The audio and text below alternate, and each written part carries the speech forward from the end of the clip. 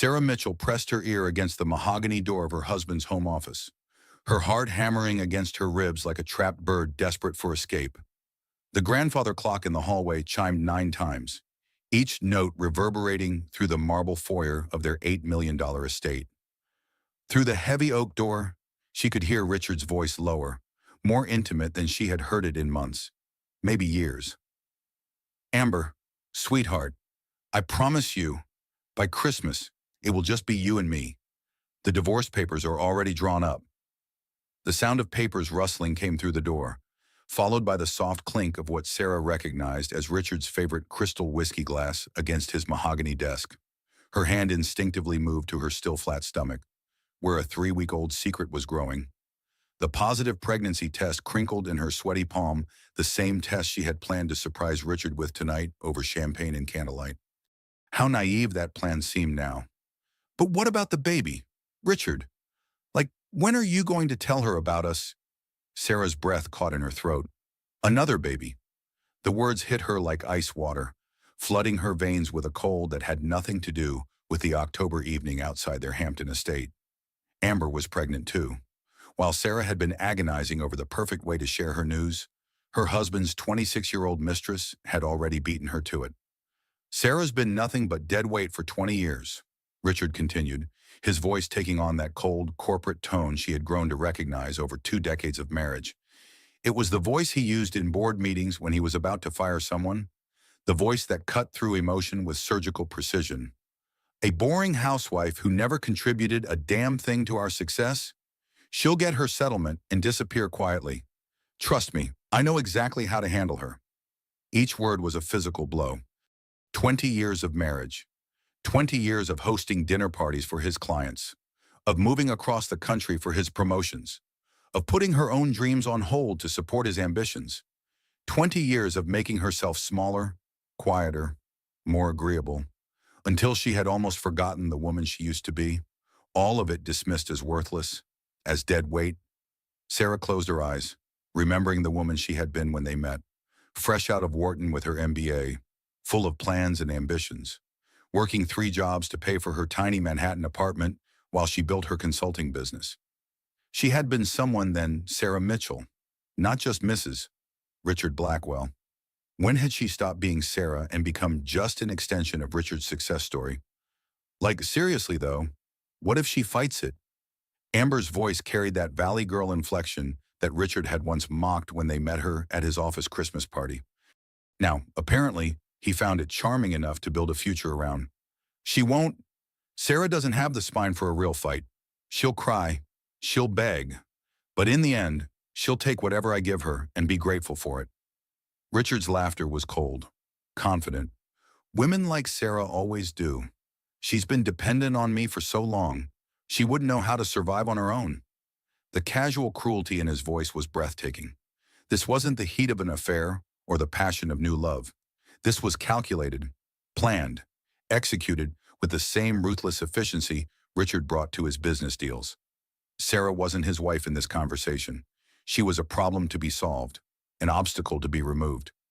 She thought of all the times over the past year when Richard had seemed distant, distracted. All the business trips that seemed to involve more entertainment than actual business. All the evenings when he came home late, claiming to have been working with clients. How long had this been going on? How long had she been living in a marriage that existed only in her imagination? I mean, like, what about her family? Won't they help her? Amber's question carried genuine curiosity, as if Sarah's future was an interesting puzzle rather than a human life being dismantled. Sarah's adopted. Her parents died years ago, and she doesn't have any other family. No siblings, no close relatives. It's one of the things that made her so perfect when we got married. No complications, no interference.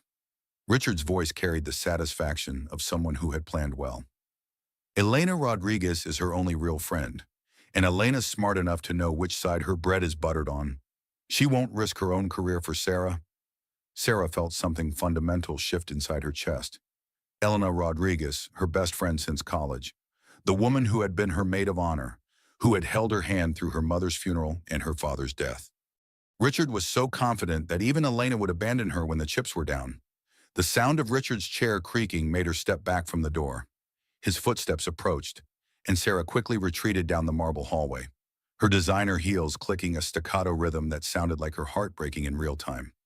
She had learned to walk quietly in this house, to move through her own home like a ghost, careful not to disturb Richard's important work or important thoughts or important life. She reached the front door and paused, looking back at the house that had been her prison, disguised as a palace. The foyer stretched behind her like a museum exhibit, expensive marble, original oil paintings, fresh flowers that the housekeeper replaced twice a week, whether they needed it or not. Every surface was perfect, every detail curated to reflect Richard's success and status. But looking at it now, Sarah couldn't find a single thing that reflected her. 20 years of living in this house, and she had left no mark on it. She had been allowed to exist here, but never to belong. Her phone buzzed with a text from Elena. "How did the pregnancy test go? I'm dying to know. Call me the second you know something." Sarah stared at the message, then at the test still clutched in her hand. She had been so excited to share this news, had imagined Elena's squeals of delight, her insistence on immediate shopping trips for baby clothes and cribs. Now the test felt like evidence of her own stupidity, proof that she had been living in a fantasy while her millionaire ex-husband planned her disposal. The irony was almost laughable. Almost. She had thought this baby would bring them closer together, might save their increasingly distant marriage. Instead, she had just discovered that Richard was already planning to leave her for a woman carrying his child. Two pregnancies announced within minutes of each other. One wanted, one inconvenient. She opened the front door and stepped into the cool October evening. Behind her, she could hear Richard's laughter mixing with Amber's giggles, the sound of two people planning a future that didn't include her, the sound of her own obsolescence. For the first time in 20 years, Sarah Mitchell got in her car and drove away without leaving a note explaining where she was going, without asking permission, without considering how her absence might inconvenience anyone else. The rebellion felt both terrifying and exhilarating. The engine started with a quiet purr, a sound that had always comforted her, but that now seemed to mock the silence she had maintained for so long. As she pulled out of the circular driveway, she caught a glimpse of herself in the rearview mirror. The woman looking back had tears streaming down her cheeks, but there was something else in her eyes, something she hadn't seen in years. Steel. Determination. The ghost of the woman she used to be before she learned to apologize for her existence. "Well, little one," she whispered to her unborn child, her voice steady despite the tears. "Looks like it's going to be just you and me, but maybe that's exactly what we both need." The next evening found Sarah sitting across from Richard at Le Bernardin, their usual table overlooking the East River. The restaurant had always been their place where Richard had proposed 7 years into their relationship, where they celebrated promotions and anniversaries, where he conducted his most important business dinners. The maitre d' knew them by name. The sommelier kept their favorite wine in stock, and the chef always sent out a special amuse-bouche when they dined. Tonight, the familiar luxury felt like a stage set for a play she no longer wanted to perform in. Sarah had spent the day in Elena's guest room, staring at the ceiling and trying to process what she had overheard. She had replayed the conversation dozens of times, searching for some other interpretation, some way to misunderstand words that had been delivered with crystal clarity. But there was no ambiguity in what she had heard. Her husband wanted to divorce her, was already pregnant with another woman, and considered 20 years of marriage to be nothing more than an inconvenience to be resolved. The restaurant buzzed with the soft sounds of expensive dining, clinking silverware against fine china. Muted conversation punctuated by gentle laughter, the discreet pop of champagne corks. The lighting was warm and flattering, designed to make everyone look like the best version of themselves. Sarah had always loved this place, had thought Richard brought her here because it was special to them both. Now she realized he brought her here because it was public, controlled, the kind of place where emotional scenes were discouraged by the sheer weight of social expectation. Even now, planning to destroy her life, Richard was thinking strategically about optics and damage control. "Sarah, I need to talk to you about something important," Richard began, straightening his tie in a gesture she had once found endearing, but now recognized as a nervous tell. His voice carried that corporate tone she had learned to dread, the voice he used when he was about to deliver bad news to employees or investors. She watched him across the table, really looking at him for what felt like the first time in years. At 48, Richard was still handsome in the way that money and good grooming could make any man attractive. His salt and pepper hair was perfectly styled. His suit was custom tailored. His watch was Swiss and expensive. He looked like success incarnate, like the cover of a business magazine. But looking at him now, Sarah could see the calculating coldness in his eyes, the way he assessed every situation for personal advantage, the complete absence of genuine warmth or affection when he looked at her. How had she missed it for so long, or had she simply trained herself not to see it? "Let me guess," Sarah said quietly, surprising herself with how calm her voice sounded. "You want a divorce?" Richard's fork paused midway to his mouth, a piece of perfectly prepared halibut forgotten. For just a moment, his carefully constructed composure slipped, and she saw genuine surprise flash across his features. I, well, yes, bottom line is, Sarah, we've grown apart. You must have felt it too. The phrase bottom line made her stomach turn. Even in this moment, arguably the most personal conversation of their marriage, he couldn't stop talking like a business presentation. Their 20-year relationship was just another deal to be closed. Another problem to be solved with the right strategy and sufficient leverage. "Oh, I've felt something, Richard," Sarah replied, reaching for her water glass with steady hands. "The question is, when exactly did you plan to mention your pregnant girlfriend?" The effect was immediate and dramatic. The color drained from Richard's face faster than she had ever seen anything happen to him.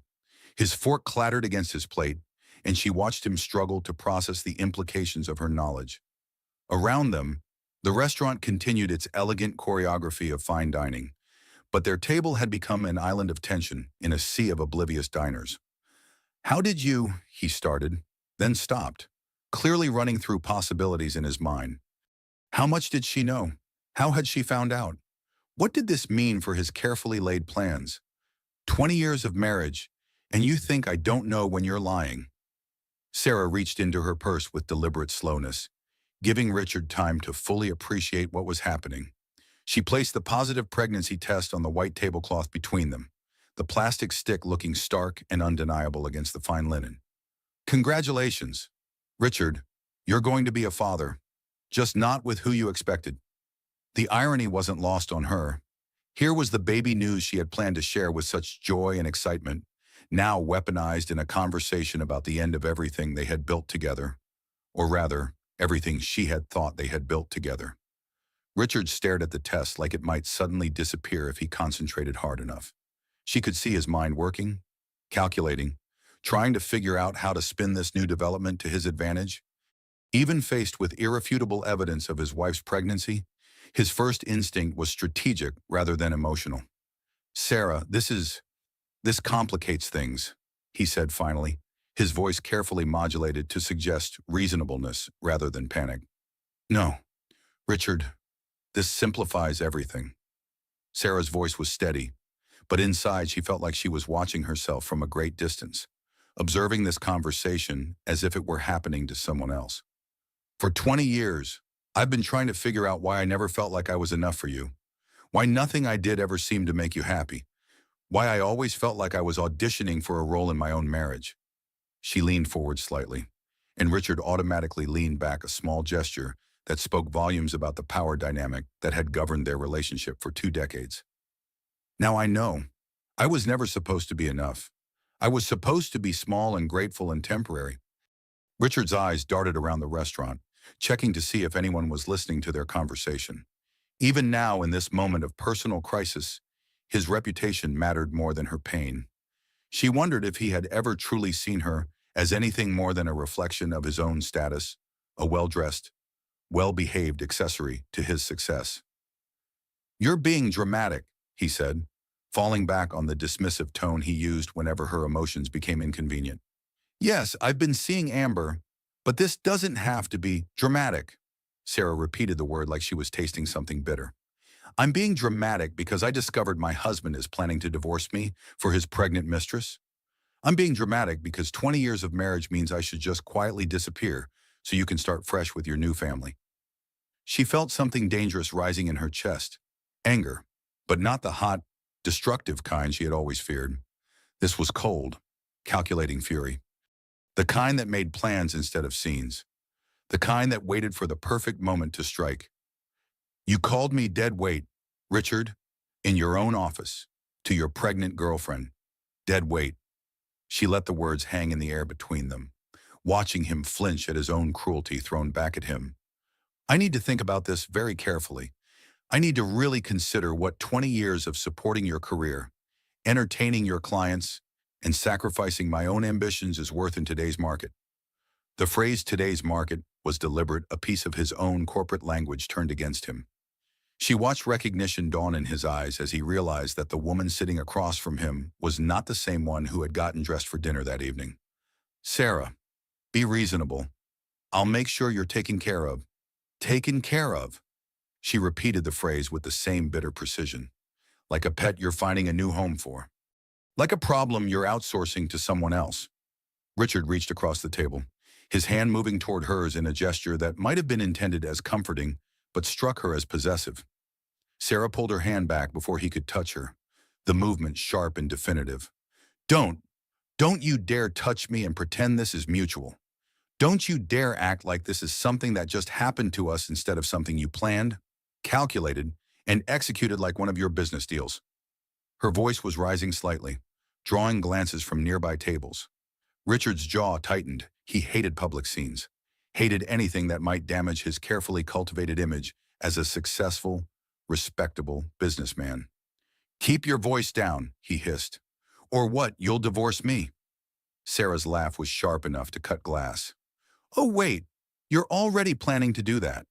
She stood slowly, leaving the pregnancy test on the table between them like a declaration of war. Around them, other diners continued their meals, unaware that they were witnessing the end of Sarah Mitchell's old life and the birth of something new and unknown. I'll be staying at Elena's tonight, she said, her voice carrying clearly to the tables around them despite her efforts to keep it low. Have your lawyers call mine. Sarah, wait. Richard's voice carried a note of genuine panic now. This wasn't going according to his script. In his version of this conversation, she was supposed to cry, maybe beg, certainly not turn the tables on him with evidence of her own pregnancy and the kind of steely composure he had never seen from her before. But she was already walking away, her heels clicking against the restaurant's polished floors with the same rhythm they had made when she walked away from his office door the night before. The sound of her own strength, she realized. She had been making that sound all along. She just hadn't been listening. Behind her, she heard Richard's sharp intake of breath as he processed what had just happened. The woman walking away was not the same one who had sat down to dinner. That woman, the one who apologized for her opinions, who made herself smaller to accommodate his moods, who treated his approval like oxygen was gone. In her place was someone Richard had never met, Sarah Mitchell, the woman she had been before she became Mrs. Richard Blackwell, the woman who had earned an MBA from Wharton while working 3 jobs, the woman who had built a successful consulting business before sacrificing it for his career, the woman who had enough steel in her spine to walk away from a 20-year marriage when she finally understood what it was really worth. As the restaurant door closed behind her, Sarah felt the October air hit her face like a benediction. She had just blown up her entire life, and she felt more alive than she had in years. Elena Rodriguez's office occupied a corner of the 42nd floor of a Manhattan skyscraper, with floor-to-ceiling windows that offered a commanding view of Central Park. The space was decorated in shades of cream and gold, with law books lining mahogany shelves and original art that whispered of success earned through intelligence and determination. Elena had built this empire one case at a time, establishing herself as one of the city's most feared divorce attorneys by being smarter, tougher, and more prepared than anyone else in the room. Sarah sat in one of the leather chairs that faced Elena's desk, still processing the events of the past week while her best friend and legal counsel reviewed the paperwork spread across the mahogany surface like battle plans. Listen here, Sarah, Elena said, leaning back in her chair with the predatory grace of someone who had never met a legal challenge she couldn't conquer. Her dark eyes flashed with the kind of anger that had made opposing counsel learn to fear her cross-examinations. That man is about to learn what happens when you mess with my best friend. But first, we need to talk about your financial situation. Sarah shifted uncomfortably in the chair that probably cost more than most people's monthly rent. Through the windows, She could see joggers making their morning rounds in Central Park, people living their uncomplicated lives while hers imploded in expensive legal consultations. How simple it must be to wake up each morning knowing exactly who you were and what you wanted. Richard handles all of that, Sarah admitted, the words tasting like failure in her mouth. I have my household account, some savings from the freelance work I did before we married, my small retirement account from my old job. She trailed off, realizing how pathetic her financial knowledge sounded. 20 years of marriage to a millionaire ex-husband, and she could barely account for their basic financial picture. Richard had always insisted that money was his domain, that she shouldn't worry her pretty head about such complicated matters. Now she understood that this hadn't been protection, it had been control. How much do you know about Blackwell Industries' actual worth? Elena asked, pulling out a thick folder that promised either very good news or very bad news. Given recent events, Sarah wasn't optimistic. I know it's successful. We live well. Richard bought the Hamptons house 2 years ago for... Sarah paused, realizing she had never actually seen the paperwork, had never been included in any financial discussions about major purchases. I assumed it was around 2 million, maybe 3 at the most. Elena opened the folder with the deliberate precision of someone about to detonate a bomb. Sarah, your millionaire ex-husband's company is worth over $50 million. The Hamptons house alone is worth $8.7 million. You've been living in a financial bubble, and he's been very careful to keep you there. The numbers hit Sarah like a physical blow, each digit rearranging her understanding of her own life. $50 million? She had been clipping coupons and shopping sales at Target while living in an $8 million vacation home. She had worried about grocery budgets while her husband commanded an empire worth more than small countries' GDP. The level of control, of deliberate deception, took her breath away. This wasn't just about hiding assets. This was about keeping her in a state of artificial dependence, ensuring that she never understood the true scope of what she had helped build. But here's the thing about bubbles. Sweetheart, Elena continued, spreading documents across the desk like a general planning a campaign. They burst. And when they do, everything becomes crystal clear. So what does this mean for the divorce settlement? Sarah asked, though part of her was afraid to hope. Richard had seemed so confident that she would take whatever he offered, so certain that she lacked the knowledge and resources to fight him. Elena's smile was sharp enough to cut diamond. It means that under New York law, you're entitled to half of everything acquired during the marriage, including his precious company. We're talking about $25 million. Sarah, maybe more, depending on what other assets we uncover. For the first time in days, Sarah felt something like relief flooding through her system. $25 million. Enough to raise her child in comfort, enough to start over on her own terms, enough to never again depend on anyone else's assessment of her worth.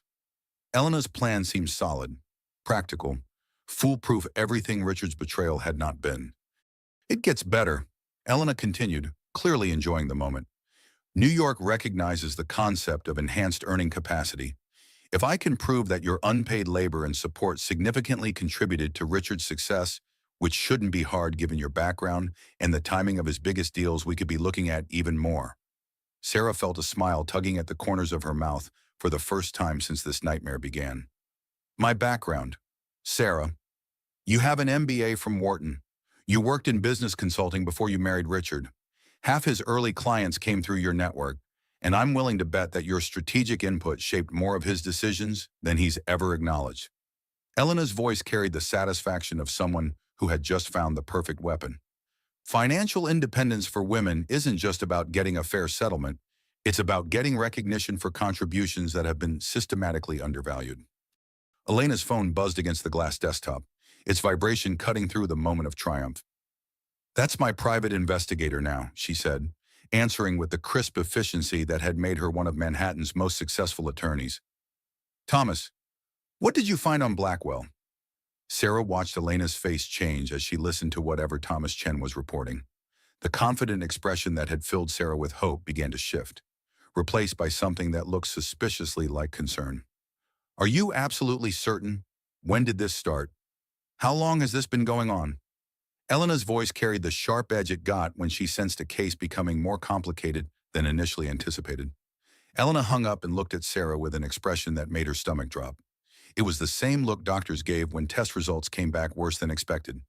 The same look financial advisors wore when retirement funds had been embezzled. Richard's been moving money offshore for 6 months, Elena said, her voice carefully controlled. Shell companies, hidden accounts, assets transferred to entities you can't touch. Sarah, I'm afraid this divorce settlement is going to be much harder than we thought. The relief Sarah had felt moments before evaporated like water on hot concrete, replaced by a familiar sense of helplessness. Even when she thought she was finally getting ahead of Richard's manipulations, he was still 3 steps ahead of her. The 20-year pattern of her always being one move behind in a game whose rules she didn't understand was continuing even now. How much has he hidden? Sarah asked, though she wasn't sure she wanted to know the answer. We don't know yet, but if he's been planning this divorce for 6 months, which seems to be the case, he's had time to protect most of his assets, the house, the company stock, even your joint accounts. He could have moved everything into entities that exist only on paper in countries that don't cooperate with U.S. divorce proceedings. Sarah stared out at Central Park, watching people live their uncomplicated lives while hers became more Byzantine by the minute. The joggers didn't know they were being observed by a woman discovering that her entire existence had been a carefully constructed lie, that her husband's narcissistic abuse had been so subtle and systematic that she was only now beginning to understand its scope. So what do we do? Sarah asked, hearing the defeat in her own voice and hating it. Elena's smile was sharp as a blade, the expression of someone who had built her reputation by winning cases other lawyers wouldn't take. We get creative. Richard may have had 6 months to plan, but he made one crucial mistake. What's that? He underestimated his wife, and he definitely doesn't know that his wife has access to Elena Rodriguez. Despite everything, Sarah found herself smiling back. For the first time since learning about Richard's betrayal, she felt like she wasn't facing this alone. Elena Rodriguez had built her reputation by finding solutions that seemed impossible until they weren't, by discovering angles that other attorneys missed, by turning legal challenges into opportunities for justice. What's the plan? Elena pulled out a legal pad and began sketching what looked like a military strategy. First, we find every asset he's tried to hide. Thomas has contacts in 3 different countries and a talent for uncovering financial secrets that people think are buried. Second, we prove he's been financially abusing you throughout the marriage, controlling your access to information, restricting your financial independence, using his superior knowledge to maintain an unfair power dynamic. She paused, looking up at Sarah with eyes that had seen too many women destroyed by men who thought they were too smart to get caught. And third, Awam, we make sure the judge understands that Richard Blackwell's narcissistic abuse extends far beyond stealing money from his pregnant wife. We're going to paint a picture of 20 years of systematic psychological manipulation. The phrase narcissistic abuse hit Sarah with unexpected force. She had never thought of Richard's behavior in clinical terms, had always assumed his controlling tendencies were just part of his driven personality, his need to manage every detail of their life together. But hearing it named, labeled, given psychological significance, it changed something fundamental in how she saw their entire relationship. Is that what it was, abuse? Sarah asked, the word feeling strange in her mouth when applied to her own life. Elena's expression softened, showing the compassion that made her clients trust her with their most painful secrets. Sarah, you've been isolated from your support systems, financially controlled, and psychologically manipulated for 20 years. The fact that it was subtle, that it was wrapped in the language of love and protection, doesn't make it less real. Sarah nodded slowly, pieces of her marriage clicking into place with sickening clarity. The way Richard always knew better about everything: her clothes, her friends, her opinions. The way her suggestions were dismissed as emotional or impractical. The way she had learned to second-guess herself until she barely trusted her own thoughts. The way she had apologized for having needs, for taking up space, for existing in ways that might inconvenience his carefully orchestrated life. Elena, I need to ask you something, and I need you to be completely honest with me. Always. Do you think I'm strong enough for this fight? Because right now, I feel like I've been sleepwalking through my own life for 20 years, and I'm not sure I remember how to be the woman who can take on someone like Richard. Elena leaned forward, her voice fierce with conviction. Sarah, you survived 20 years of being systematically diminished by a master manipulator, and you're still here. You walked away from that restaurant with your dignity intact. You're carrying a child and planning for their future instead of falling apart. You're not just strong enough, you're stronger than you know. She stood and moved to the window, gesturing toward the city sprawling below them. Look out there. See all those women walking to work, building careers, making their own money 20 years ago. When Richard convinced you to give up your consulting business, how many of them do you think existed? You were ahead of your time. Sarah, you just got convinced to step backward. Sarah joined her at the window, looking down at the streams of people moving through the streets with purpose and determination. Somewhere down there were other women fighting their own battles for financial independence, for recognition, for the right to exist without apologizing. The woman who earned an MBA from Wharton while working 3 jobs didn't disappear, Elena continued. She's been sleeping, waiting for her moment to wake up. Richard's biggest mistake was thinking that woman was gone forever. As Sarah watched the city pulse with ambition and possibility below them, she felt something stirring in her chest, not just anger, but purpose. Richard had spent 20 years convinced that he had successfully transformed her into someone small and manageable. He was about to discover that transformation was not the same as destruction. The woman he had tried to erase was still there, and she was ready to remind him exactly what he had thrown away. 3 days later, Sarah sat in the pristine kitchen of the Hamptons' house, staring at her phone as Richard's voicemail played for the 3rd time. The message had arrived that morning while she was making breakfast, the first real meal she had cooked for herself in weeks. A small act of independence that felt more significant than it should have. His voice filled the kitchen with its familiar authority, the tone he used when he wanted to close a deal quickly and move on to more important matters. Sarah, my lawyers are filing the papers today. I'm being generous with the settlement offer, $500,000, and the house in Westchester. You have 48 hours to accept, or the offer gets smaller.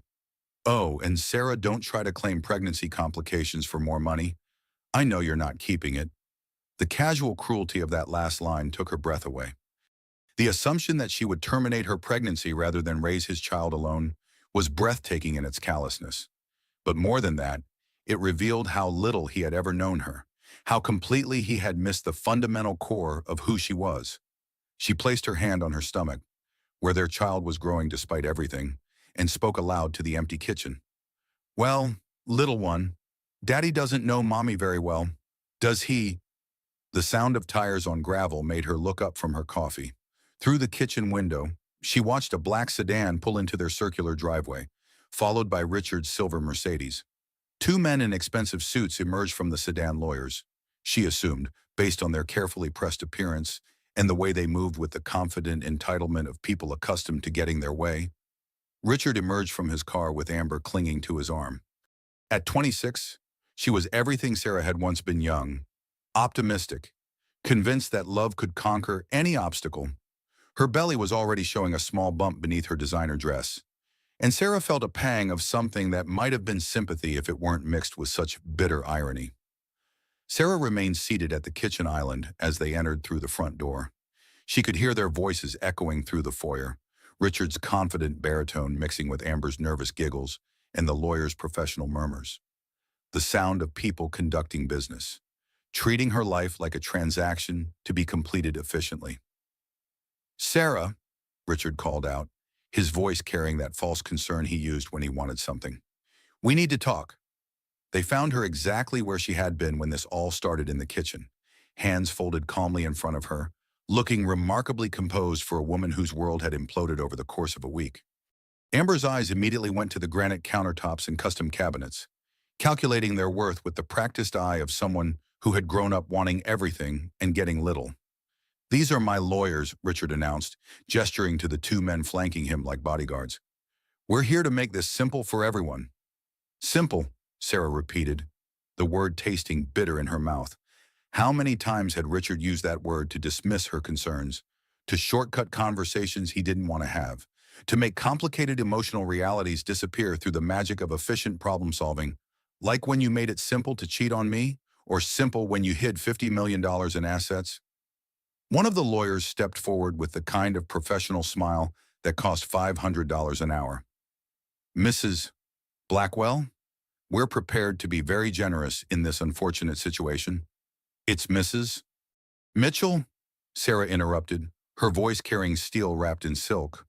The correction was small but significant, a reclaiming of the identity she had held before she became Richard's wife, before she learned to define herself through his achievements and approval. And I'm not interested in your definition of generosity. Richard placed a manila folder on the kitchen island between them, the papers inside representing the end of everything they had built together. The gesture was casual, dismissive, as if 20 years of marriage could be resolved with the same efficiency as a standard business contract. 500,000, the Westchester house, and we'll cover your medical expenses through the pregnancy, he said, his tone suggesting he was doing her an enormous favor, rather than offering her less than 1% of their joint worth. Take it, Sarah. It's more than you deserve. The phrase hung in the air like a slap. More than she deserved. 20 years of marriage, of supporting his career, of sacrificing her own ambitions, of hosting his clients and managing his household and being the perfect corporate wife. And in his mind, she deserved less than the cost of one of his cars. Amber shifted uncomfortably beside him, her youth and inexperience showing in the way she couldn't quite meet Sarah's eyes. Like, Sarah, you should totally take it. 500,000 is, like, more money than most people see in their whole lives. Sarah looked at the young woman with something approaching pity. Amber had no idea what she was walking into, no understanding of the man she thought she had won. In 5 years, maybe 10, Amber would be sitting in a similar kitchen, listening to similar words, learning that the man who had promised her everything considered her worth to be whatever he decided it was worth. Amber, sweetheart, let me give you some advice, Sarah said, her voice gentle but firm. When a man shows you who he really is, believe him the first time. You're about to find out what I mean. Richard's face flushed with anger, the careful composure he maintained in business settings finally cracking. Don't listen to her. Amber, Sarah's just bitter because she knows her gravy train is over. Gravy train? Sarah stood slowly, her movement deliberate and controlled. The phrase revealed everything about how Richard saw their marriage not as a partnership, but as a charity case he had generously maintained for 20 years. Is that what you call 20 years of marriage? 20 years of building your empire while you convinced me my contributions were worthless? You never had any real dreams, Richard snapped, his mask of reasonableness finally falling away to reveal the contempt underneath. You were a struggling freelance writer when I met you. I gave you a life, a purpose, a place in society. Everything you are because of me. The words were designed to wound, to make her doubt herself the way she had doubted herself for 20 years. They were the same words he had used, in various forms, throughout their marriage, subtle reminders that she owed him her gratitude, that her existence was contingent on his approval. But something had changed in Sarah since that night outside his office door. The woman who would have crumbled under his assessment, who would have apologized for her presumption in thinking she deserved more, was gone. In her place stood someone who remembered her own worth. You're right about one thing, Sarah said quietly, her voice carrying a strength that surprised everyone in the room, including herself. I was struggling when we met. I was 25 years old, working 3 jobs to pay for my apartment while I finished my MBA. You know, the MBA from Wharton that provided the business plan for your first major development project. The lawyers exchanged glances. This wasn't going according to Richard's script, and they clearly hadn't been briefed on their client's wife having actual credentials. You married a woman with dreams and ambitions. Richard, you just spent 20 years convincing her they didn't matter. She moved toward the kitchen window, looking out at the perfectly manicured grounds that surrounded their house. Every tree, every flower, every blade of grass had been planned and maintained to create an image of success and prosperity. But looking at it now, Sarah couldn't find a single thing that reflected her own taste or preferences. Even the landscaping had been Richard's vision. This house, the company, the life you're so proud of, we built it together. But you made sure I never understood that. You made sure I thought I was just along for the ride. She turned back to face them. And for the first time, Richard seemed to recognize that the woman standing before him was not the same one who had been apologizing for her existence for 2 decades. Your generous offer is declined, she said simply. Elena will be in touch with your lawyers. Sarah, don't be stupid, Richard said. But there was something desperate in his voice now. His confidence was wavering, replaced by the uncertainty of someone whose carefully laid plans were not proceeding as expected. You'll never get more than what I'm offering. I know exactly how much you're worth, and it's not much. You know what, Richard? You're absolutely right. You do know exactly how much I'm worth.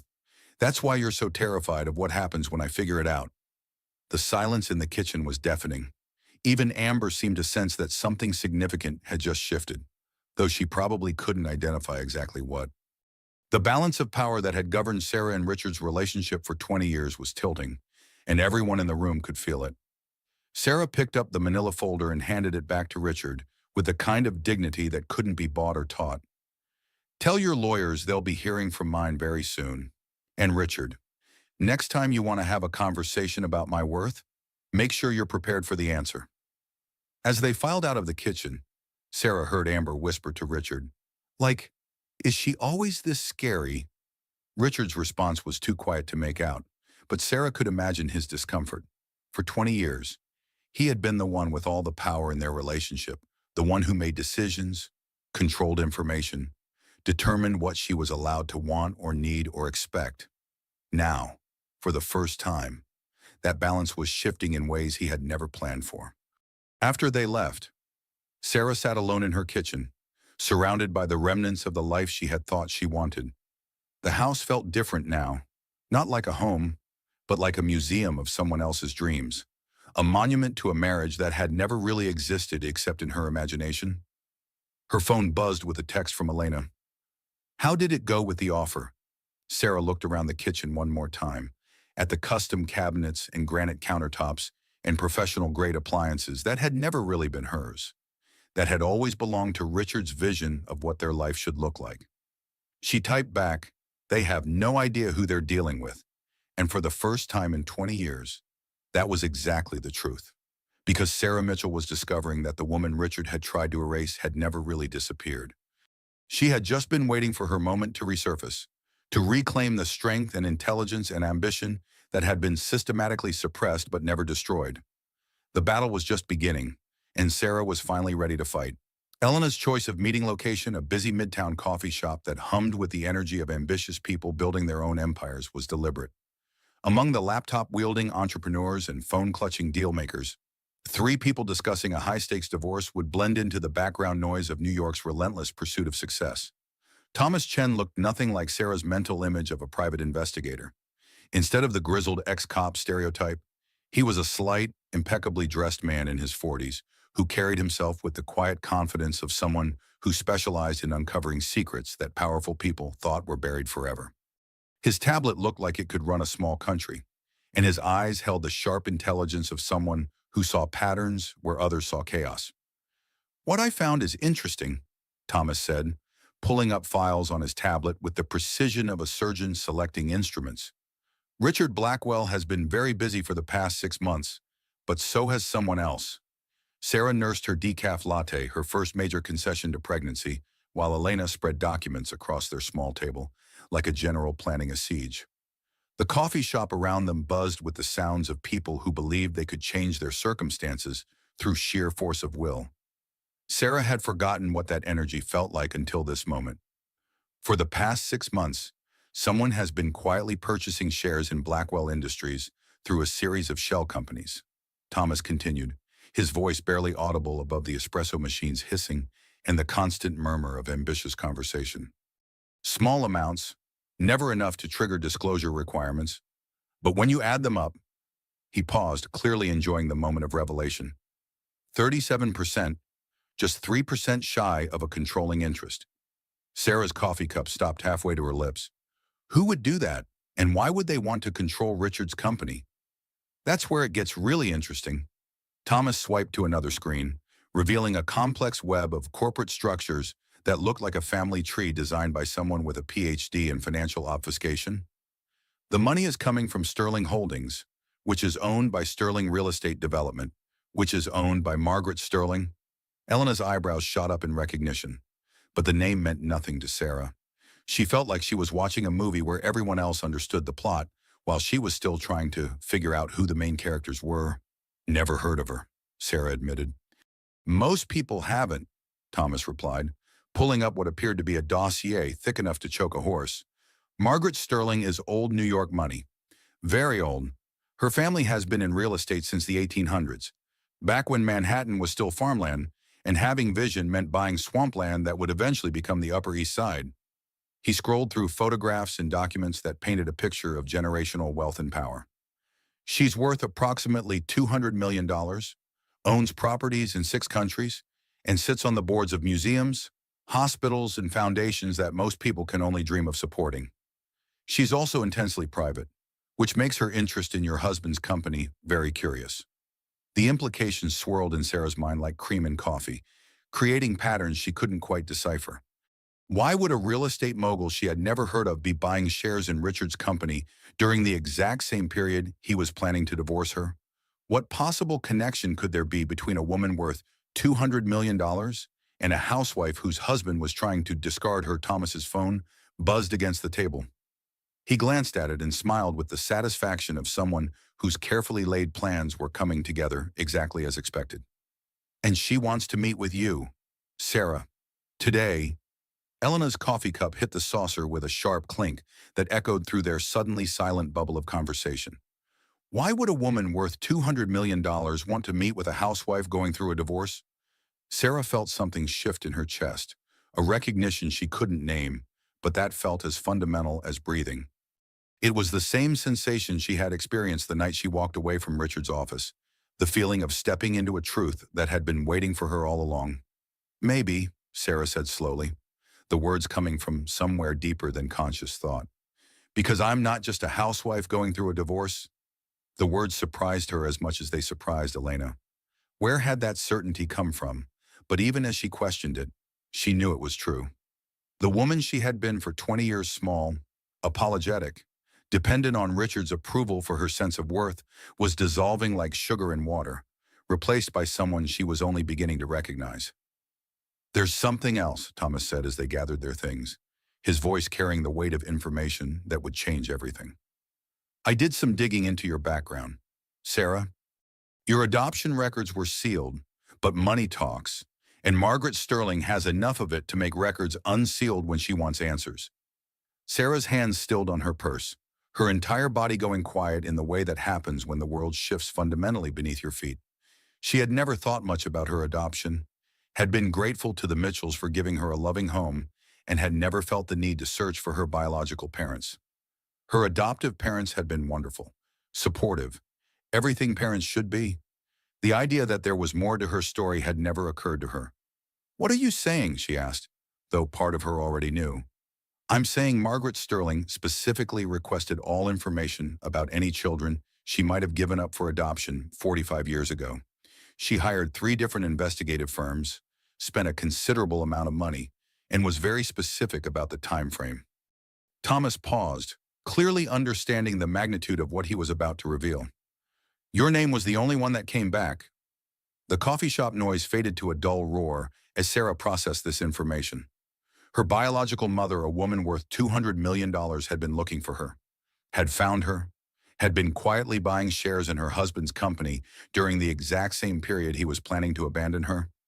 The synchronicity was too perfect to be coincidence, too carefully orchestrated to be chance, which meant that somewhere in Manhattan, a woman Sarah had never met was watching her life implode and taking action to protect her.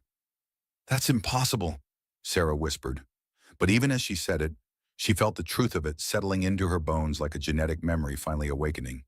Elena's hand covered hers across the table, warm and steady and real. Sarah, honey, nothing about your life has been what you thought it was. Why should this be any different? As they walked out into the afternoon sunlight, Sarah felt like she was walking into an entirely different universe than the one she had inhabited that morning.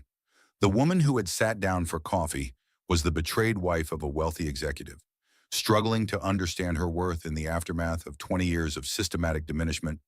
The woman walking away was potentially the daughter of one of New York's most powerful real estate dynasties. Are you ready for this?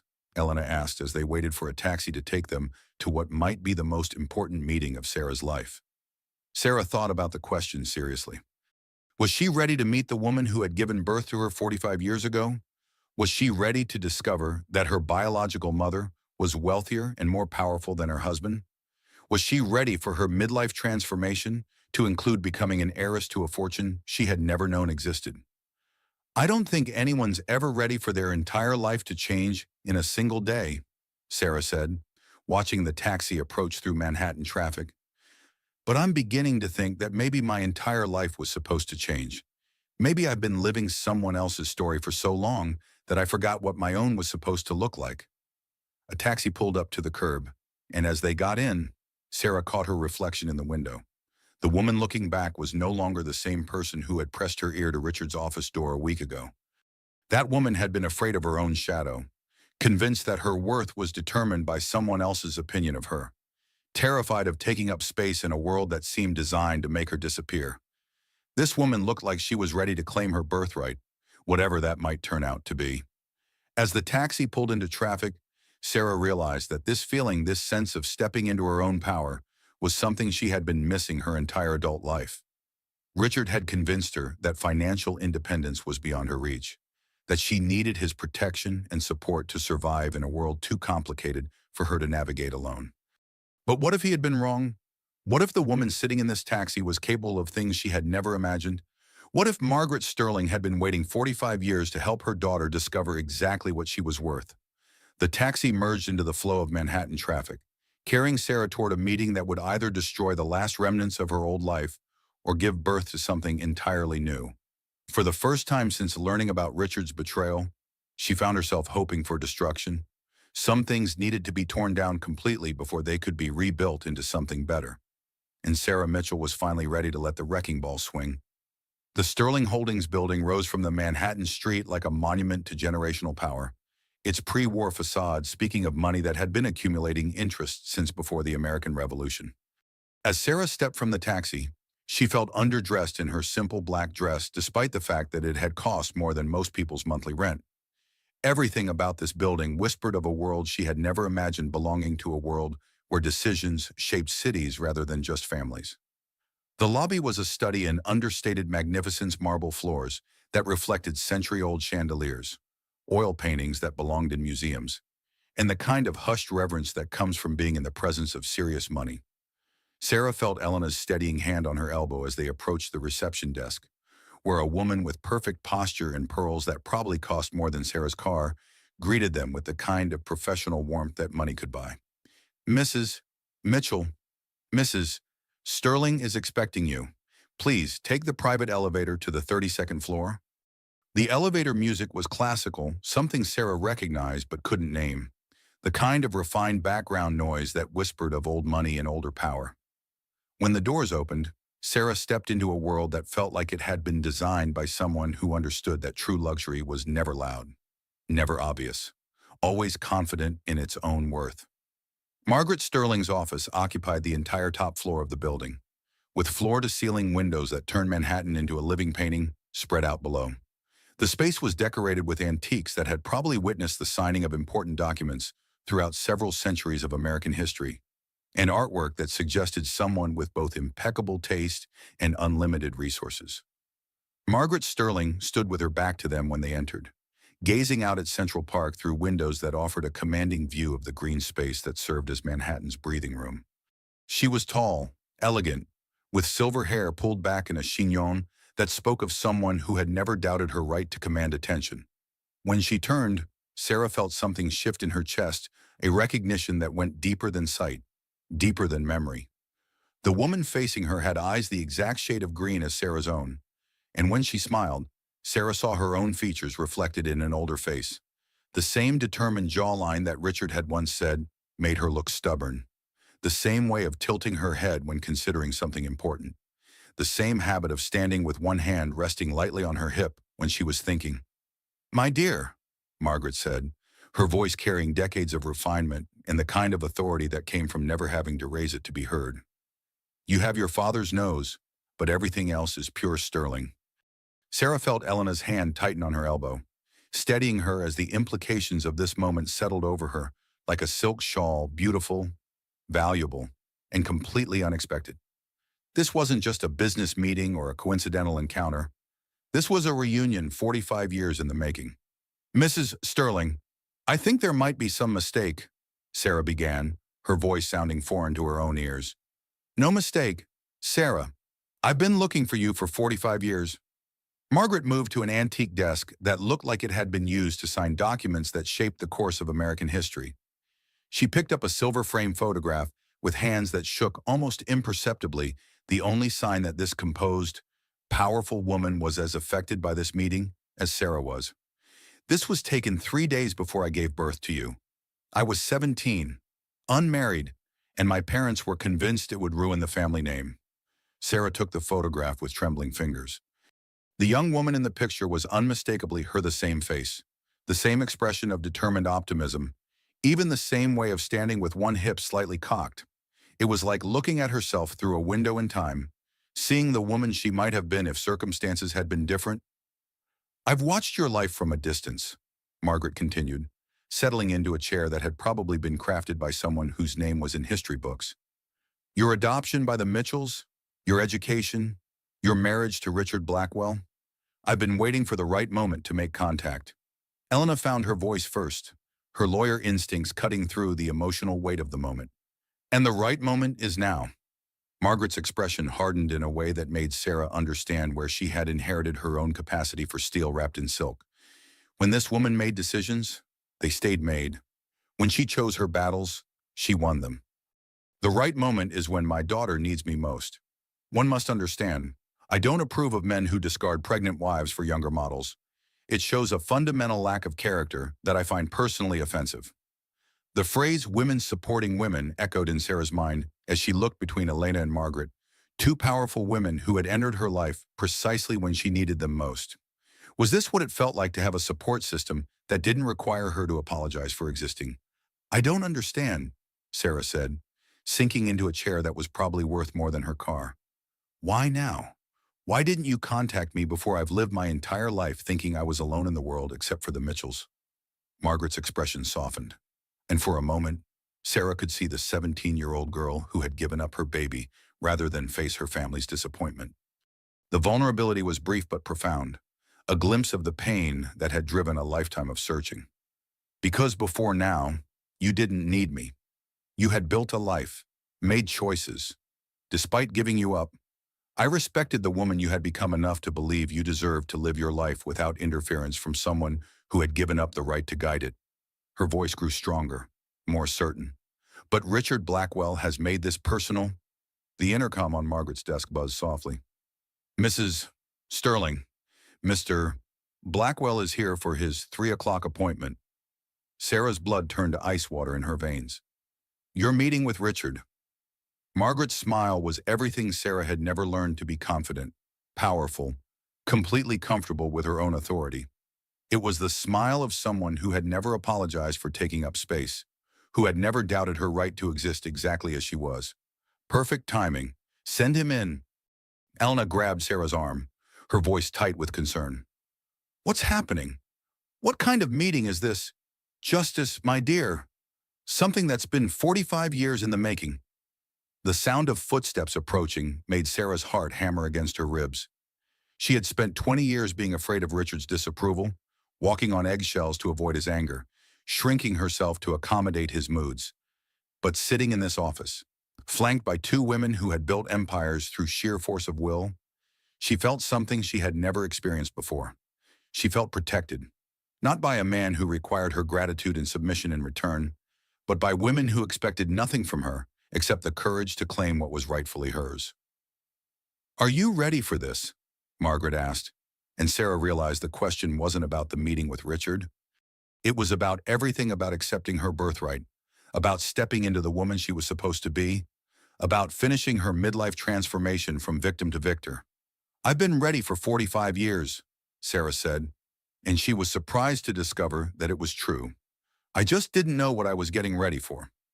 The office door opened, and Richard Blackwell walked into what he thought was a business meeting, but was actually a reckoning 20 years in the making. Margaret Sterling stood behind her desk like a queen receiving a subject who had displeased her, and Sarah realized that her biological mother was about to teach her millionaire ex-husband what happened when you underestimated a Sterling woman. The balance of power in the room was about to shift in ways Richard had never planned for, and Sarah was finally going to be on the winning side. Richard entered Margaret Sterling's office with his usual swagger, the confident stride of a man accustomed to being the most important person in any room. He carried himself like success incarnate, shoulders back, chin up, the kind of physical presence that had intimidated business rivals and impressed clients for 2 decades. That confidence faltered visibly when he saw Sarah and Elena seated across from Margaret's desk like a tribunal waiting to pass judgment. "What the hell is going on here?" His voice carried none of its usual corporate smoothness. The careful modulation he used to control every conversation replaced by something raw and uncertain. The professional mask he wore so carefully was already slipping, revealing the man underneath who was used to having complete control over every situation. "Mr. Blackwell," Margaret said, not rising from her chair, her tone carrying the kind of effortless authority that came from generations of wielding real power. "Please sit down. We have a great deal to discuss." Richard's eyes darted between the three women, clearly trying to calculate what this unexpected configuration might mean for his carefully laid plans. "I'm not discussing anything with my wife present. This meeting was supposed to be confidential." Sarah watched Richard's discomfort with a detachment that surprised her. For 20 years, his anger had been her weather system, his moods the barometric pressure that determined how she moved through her days. His approval had been her oxygen, his disapproval her greatest fear. Now his frustration seemed small, manageable, entirely his problem to solve. "One must understand, Mr. Blackwell, that Sarah is no longer just your wife," Margaret said, her voice carrying the precision of someone accustomed to accuracy in all things. "She's my daughter, and as of this morning, she's also the majority shareholder in your company." The silence in the room was so complete that Sarah could hear the tick of an antique clock somewhere in the office's depths. She watched the color drain from Richard's face as the implications of Margaret's words settled over him like a net, trapping him in a reality he had never anticipated. "That's impossible. I own 70%. You own 70%, Margaret corrected with the precision of someone who dealt in facts rather than wishes. "But you've been selling shares to cover your gambling debts." "Yes, we know about Atlantic City, and the poker games at the private club on East 68th Street, and the 50,000 you lost last month alone at the underground tournament in Queens." Richard's sharp intake of breath was audible across the room. Sarah felt something click into place, all those business trips that seemed to involve more entertainment than actual business. The credit card statements she wasn't allowed to see. The way Richard always seemed to need more liquid cash despite the company's apparent success. Elena leaned forward, her lawyer instincts sharp as a scalpel. "Turns out your millionaire ex-husband has been liquidating assets to cover losses you never knew about." "Sarah, the offshore accounts weren't just about hiding money from you. They were about hiding the fact that there's not as much money as he claimed." The picture coming into focus was worse than Sarah had imagined.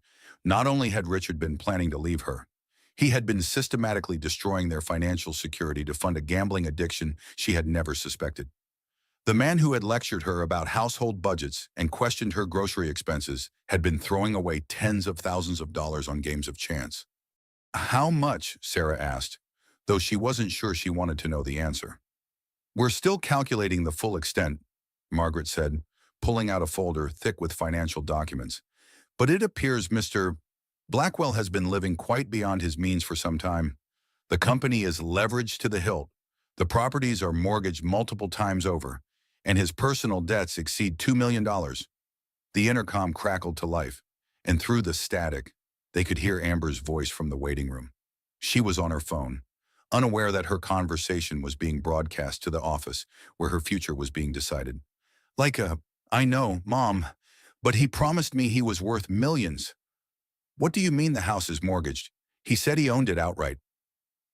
"No, I haven't signed anything yet, but the baby is due in 6 months and he keeps talking about marriage."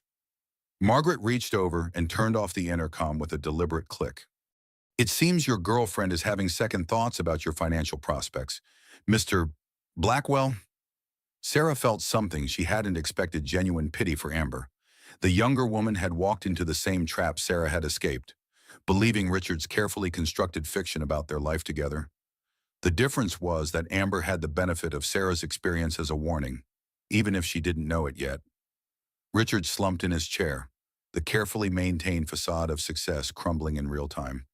The confident executive who had dismissed Sarah as dead weight was revealed as a man whose entire empire was built on borrowed money and borrowed time. "How much do you want?"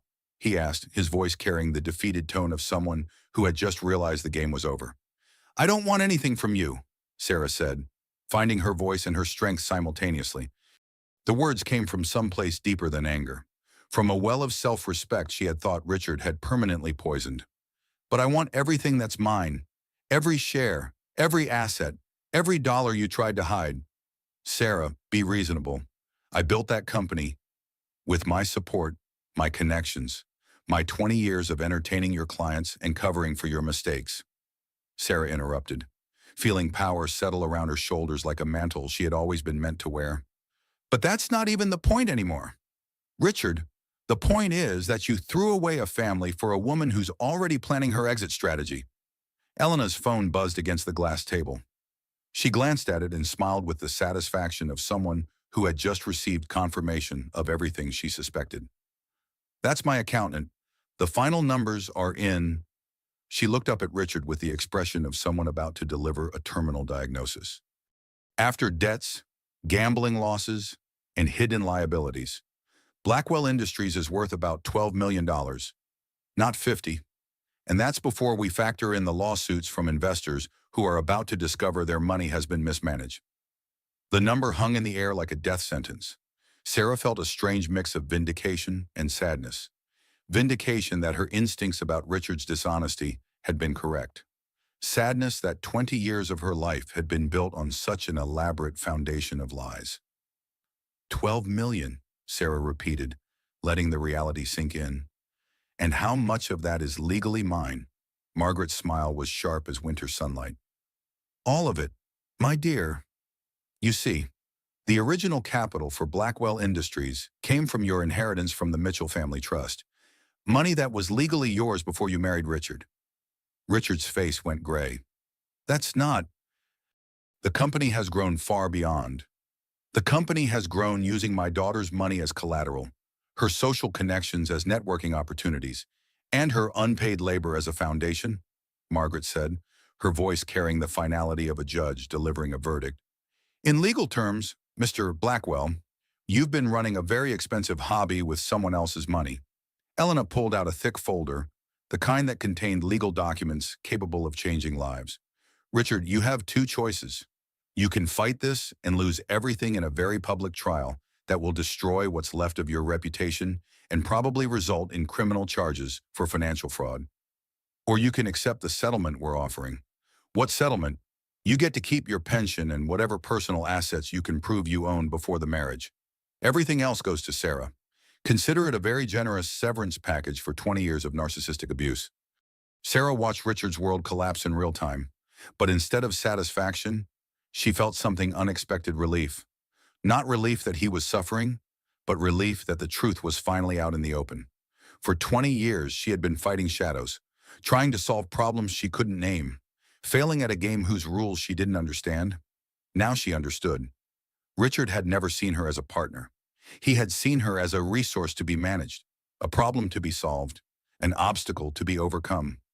His systematic psychological manipulation had been so subtle, so carefully constructed, that she had internalized his assessment of her worth. But sitting in Margaret Sterling's office, flanked by women who had built empires through sheer force of will, Sarah finally understood her own value.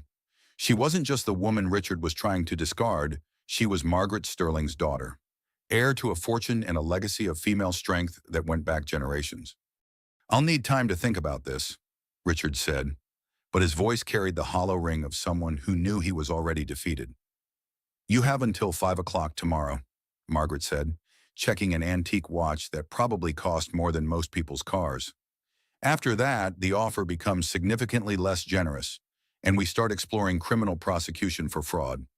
As Richard stood to leave, his confident stride replaced by the uncertain shuffle of a man who had just discovered that his entire life was built on borrowed time and borrowed money.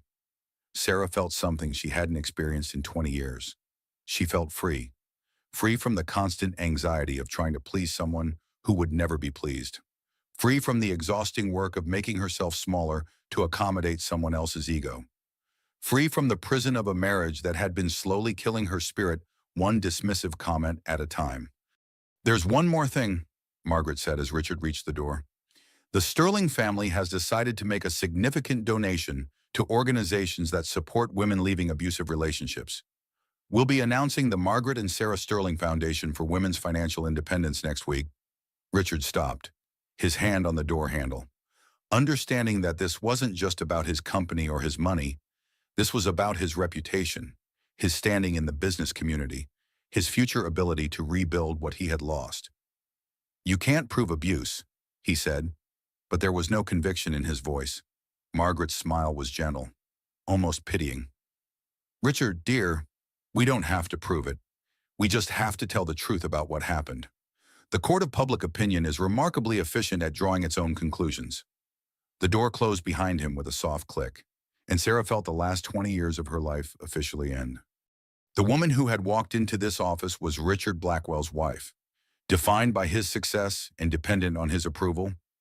The woman who would walk out was Margaret Sterling's daughter, with the resources and support to become whoever she chose to be. For the first time in her adult life, Sarah Mitchell felt like she was exactly where she was supposed to be. 1 week later, Sarah stood in the lobby of Blackwell Industries, her hand resting protectively on her growing belly.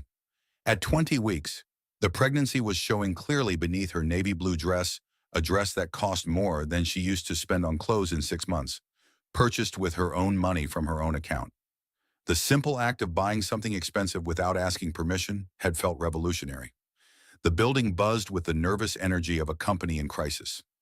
Word had leaked about the ownership changes despite everyone's efforts at discretion, and employees whispered in clusters near the elevators, their conversations stopping abruptly when they recognized Sarah. She could feel their eyes following her as she crossed the marble lobby, trying to reconcile the woman they saw with the quiet, invisible wife who had attended company Christmas parties for 20 years. "Mrs. Blackwell." The receptionist's voice was carefully neutral, professionally polite but strained. "They're ready for you in the conference room." "It's Mrs. Mitchell," Sarah corrected gently, the distinction now feeling natural rather than forced. "And thank you." The executive conference room occupied the entire top floor of the building, with floor-to-ceiling windows that offered a panoramic view of Manhattan. Sarah had been in this room dozens of times over the years, always as Richard's wife, always sitting quietly while he conducted business, always careful not to express opinions that might contradict or overshadow his authority. Today she entered as the majority shareholder of the company. The room hummed with tension as the board members filed in for the emergency meeting Richard had called. 12 men and 2 women, all of whom had benefited from Richard's leadership over the years, all of whom were now trying to calculate how this unexpected development would affect their own positions and investments. Richard sat at the head of the table, flanked by his lawyers, looking like a man who had aged a decade in 7 days. The confident executive who had dismissed her as dead weight was gone, replaced by someone who kept checking his phone and glancing toward the door as if hoping for rescue that would never come. Sarah entered with Margaret and Elena, taking seats directly across from Richard.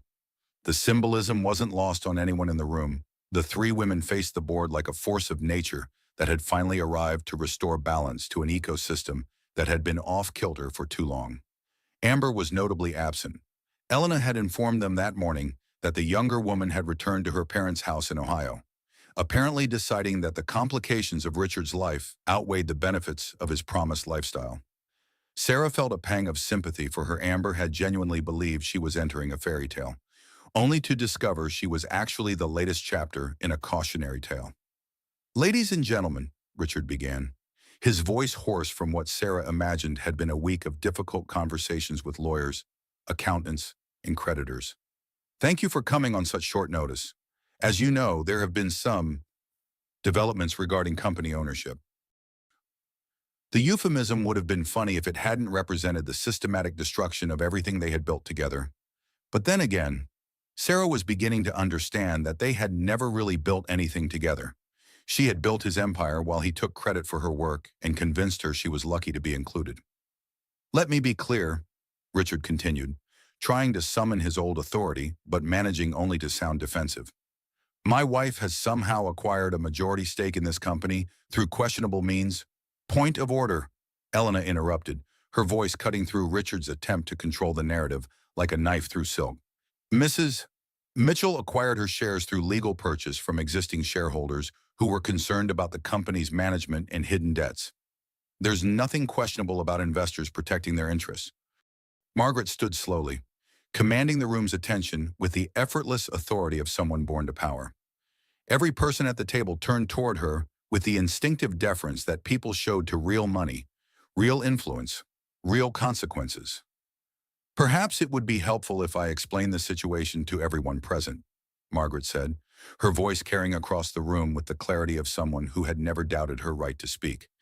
The murmur of conversation died as every person in the room focused on the elegant woman who radiated the kind of confidence that came from owning half of Manhattan and never having to prove it to anyone.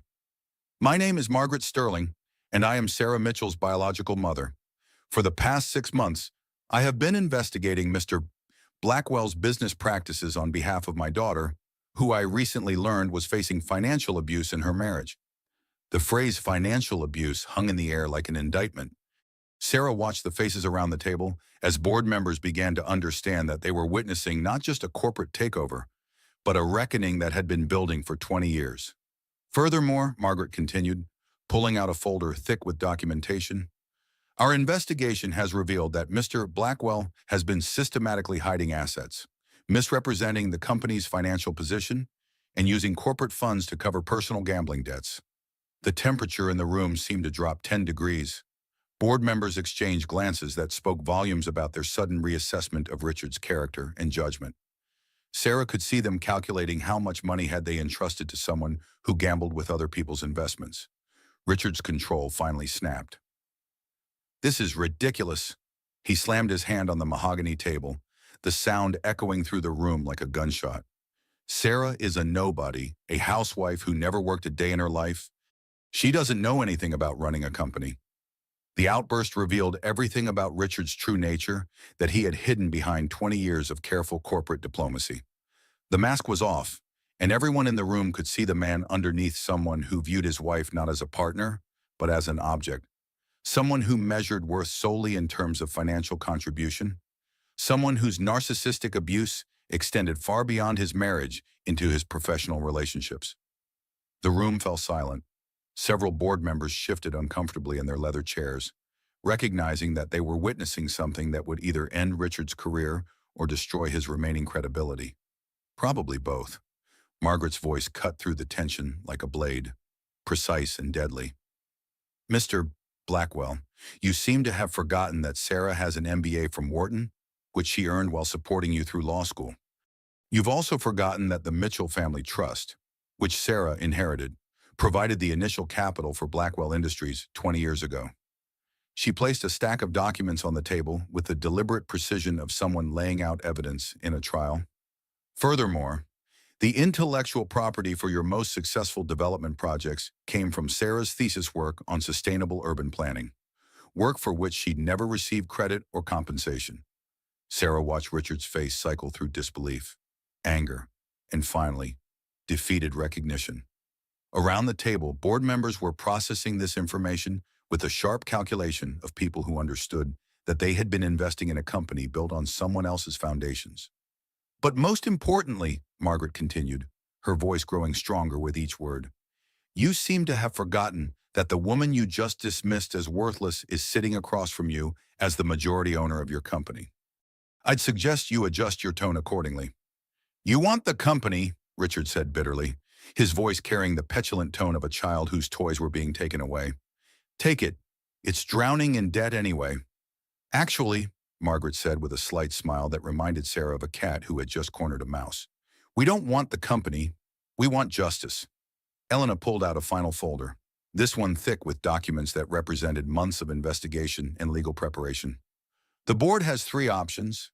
First, you can accept our restructuring plan, which includes Richard's immediate resignation and a complete audit of company finances.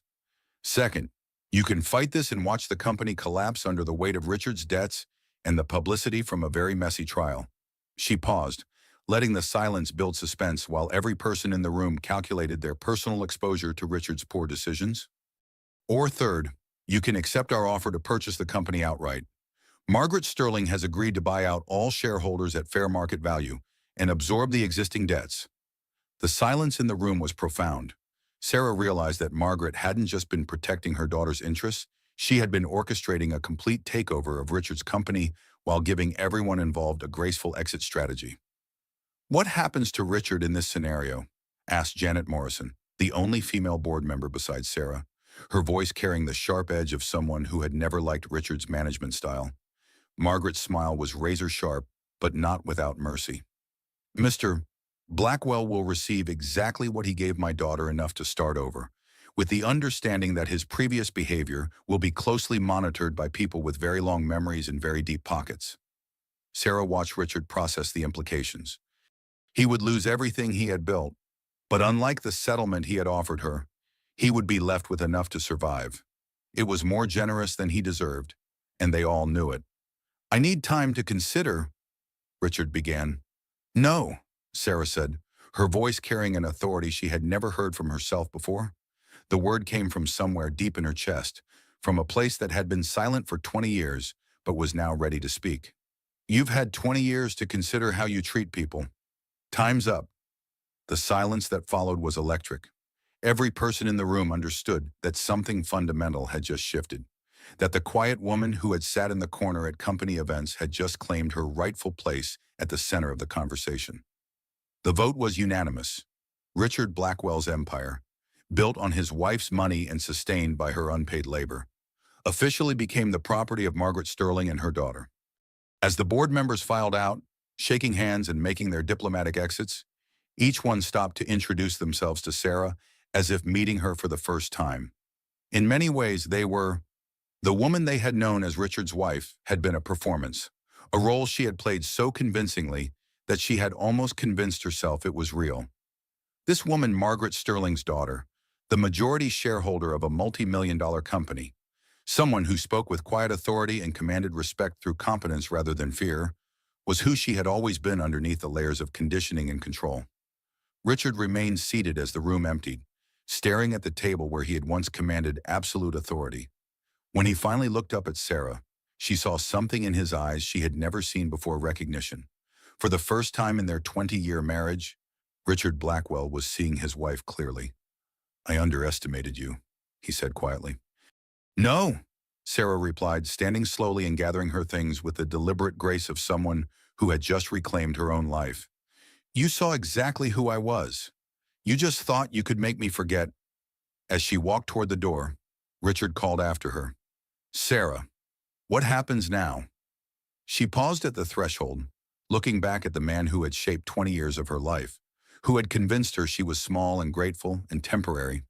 He looked smaller now, diminished by the revelation of his own failures and limitations. "Now," Sarah smiled, feeling her daughter kick against her ribs as if in approval. "Now I become who I was always supposed to be." The door closed behind her with a soft click, and Sarah walked out of Blackwell Industries for the last time as anyone other than its owner.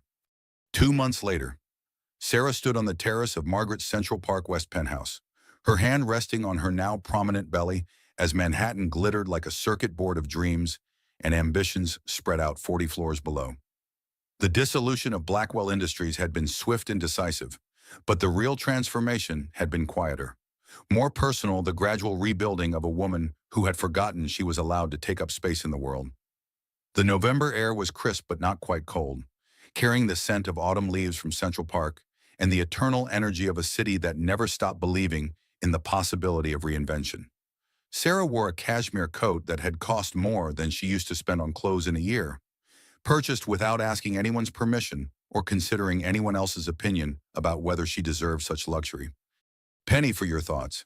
My dear Margaret joined her at the marble railing, offering a glass of sparkling cider that probably cost more than most people's monthly grocery budget. The view from the 35th floor turned Manhattan into a living map of human ambition. Sarah could see people moving through the streets below like blood cells through arteries, each one carrying their own dreams, their own struggles, their own stories of triumph and defeat. A year ago, she had been one of those anonymous figures, invisible even to herself. "I keep thinking about something Amber said that night at the restaurant," Sarah replied, accepting the crystal glass and feeling the weight of it in her hands, substantial, valuable, real. "About 500,000 being more money than most people see in their lifetime." Margaret raised an eyebrow, waiting for Sarah to continue. She had learned that her daughter thought carefully before speaking, weighing her words the way someone who had been systematically silenced learns to do. "She wasn't wrong about the money," Sarah continued, watching a helicopter cross the sky like a mechanical bird carrying someone to their next important meeting. "But she missed the point entirely. It was never about the amount. It was about 20 years of my life that Richard dismissed as worthless." The sound of the elevator arriving interrupted their conversation. Elena emerged onto the terrace, slightly out of breath but carrying a bottle of champagne and a thick folder that Sarah had learned to associate with very good news. "Sorry I'm late," Elena announced, settling into one of the comfortable chairs that furnished the terrace, like an outdoor living room designed for people who never had to worry about weather or budget constraints. "Traffic was murder, and I had to stop by the office for these final documents." She set the champagne on the glass table and opened the folder with the satisfaction of someone who had just closed the most rewarding case of her career. "I have news that's going to make your day. The final asset distribution is complete," Elena announced, pulling out documents that represented the official end of Sarah's old life and the beginning of something entirely new. "Sarah, you now own the Hamptons house free and clear, plus 12.7 million in liquid assets after all debts were settled and legal fees were paid." The number still seemed impossible to Sarah. $12.7 million. Enough for her daughter to attend any college she chose, to start any business that caught her imagination, to never depend on anyone else's assessment of her worth. It was financial independence beyond anything she had dared to dream when she was clipping coupons and shopping sales while married to a man worth $50 million. "And Richard?" Sarah asked, though she found she was asking more out of curiosity than concern. Elena's expression became carefully neutral, the way lawyers look when they're about to deliver news that could be interpreted as either justice or cruelty. "Richard gets to keep his pension in the Westchester house, which is actually underwater on its mortgage. Turns out he refinanced it 3 times to cover gambling debts. He'll also face ongoing monitoring from the State Gaming Commission and several civil suits from investors who feel misled about the company's financial health." Margaret sipped her champagne thoughtfully, her eyes fixed on Central Park where families were enjoying the last warm afternoon before winter settled over the city. "And Miss Hayes?" Elena's grin turned predatory, the expression of someone who took professional satisfaction in seeing karma work its magic with mathematical precision. "Amber filed for palimony 2 weeks ago. Apparently, she discovered that Richard's gambling problem extends to offshore poker tournaments and private games with stakes that would make most people dizzy. She's seeking support for herself and the baby, plus damages for what her lawyer is calling intentional emotional distress through financial misrepresentation." Sarah's laughter surprised her genuine, free, the sound of someone who had finally learned to find humor in life's ironies instead of being crushed by them. The image of Richard facing multiple legal challenges from women he had underestimated was almost too perfect to be believable. "You know what the strangest part is," Sarah said, looking out over the city that had become her kingdom instead of her prison.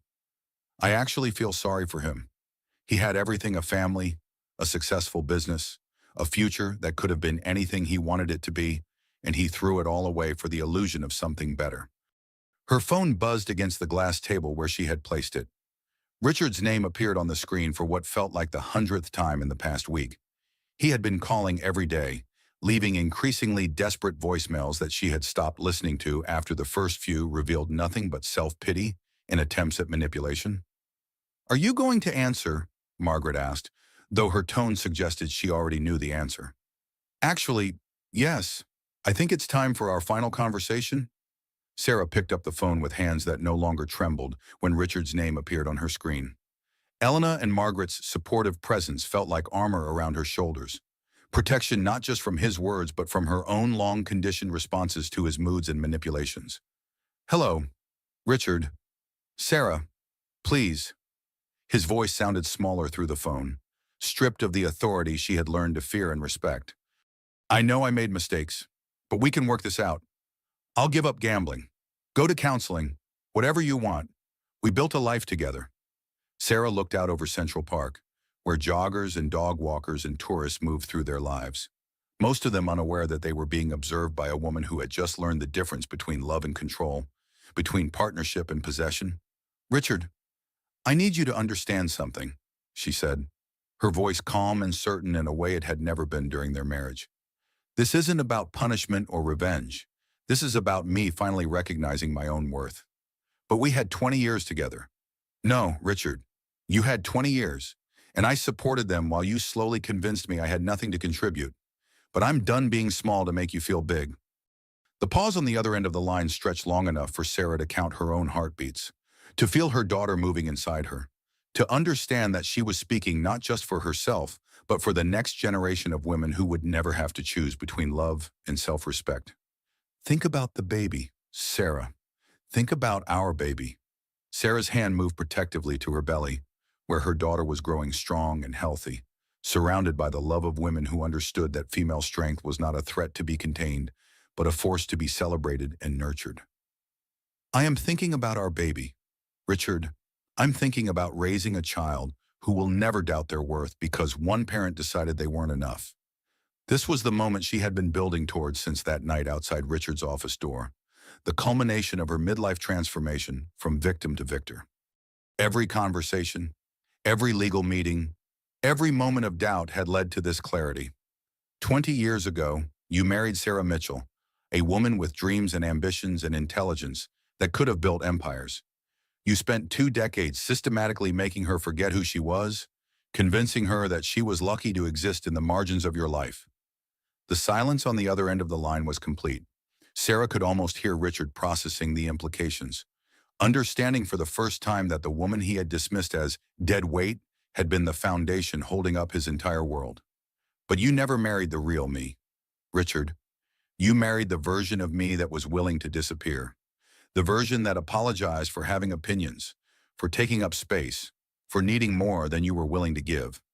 Her voice grew stronger with each word, carrying the authority of someone who had finally learned to speak her own truth without apology or qualification. "I'm not disappearing anymore. I'm not shrinking to fit into spaces that were never meant for me. I'm not grateful for crumbs when I helped bake the whole loaf. Sarah, I'm done, Richard. We're done. Not because I'm angry, but because I've finally remembered who I am." She hung up the phone and placed it face down on the table, feeling the weight of 20 years of silence lift from her shoulders like a physical burden being removed. Around her, the city continued its eternal dance of ambition and hope, and for the first time in her adult life, Sarah felt like she belonged to it instead of being conquered by it. Elena raised her champagne glass in a toast, her voice carrying the satisfaction of someone who had just helped justice prevail against long odds. "To women who refuse to disappear." Margaret lifted her glass with the grace of someone born to celebrate victories, both her own and those of the people she loved. "To daughters who finally come home." Sarah raised her sparkling cider, feeling her daughter kick against her ribs as if in approval of this moment, this decision, this declaration of independence that had been 45 years in the making. "To new beginnings," she said, and meant it with every fiber of her being. The glasses clinked together with the crystalline sound of expensive crystal and expensive freedom, while below them, Manhattan glittered like a promise that anything was possible for women brave enough to claim their own power. As the sun set over Central Park, painting the sky in shades of gold and pink that seemed designed for moments of triumph, Sarah felt something settle into her bones that she had never experienced before, the absolute certainty that she was exactly where she was supposed to be, with exactly the people who were supposed to be in her life, building exactly the future she was meant to create. The woman who had pressed her ear to Richard's office door in desperation was gone forever, replaced by someone who would never again apologize for her own existence. 6 months later, Sarah pushed her baby stroller through Central Park on a perfect spring morning, stopping at their favorite bench overlooking the pond where children sailed model boats and couples shared ice cream, and life continued its eternal dance of ordinary magic. At 3 months old, Emma Margaret Mitchell had her grandmother's steady gaze and her mother's determined chin, and she studied the world with the intense focus of someone already making plans for how she might improve it. The April afternoon was everything spring in New York should be warm, but not too warm, with the kind of gentle breeze that made the city feel like the center of the universe instead of just another collection of buildings full of people chasing their dreams. Sarah had learned to treasure these moments of peace, these pockets of contentment that had been so rare in her old life. "Your grandmother says you're going to be trouble, little one," Sarah said softly, adjusting Emma's blanket with the practiced efficiency of someone who had discovered that motherhood was just another form of strength. Strong-willed women usually are.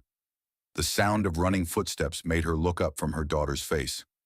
Elena jogged toward them, slightly out of breath but glowing with the satisfaction of someone who had just finished a particularly good workout. At 52, Elena moved with the confidence of someone who had never apologized for taking up space in the world, who had built her life according to her own specifications rather than anyone else's expectations. "How's our little Mogul doing today?" Elena asked, dropping onto the bench beside them and immediately reaching for Emma, who responded with the kind of delighted gurgling that made adults feel like they had accomplished something important just by existing in her presence. "Planning her empire, apparently," Sarah replied, watching Elena hold her daughter with the natural ease of someone who understood that babies were just small people with big potential. She spent an hour this morning staring at the financial reports like she was memorizing them for future reference. Elena's laughter carried across the pond, mixing with the sounds of children playing and dogs barking and life happening in all its messy, wonderful complexity.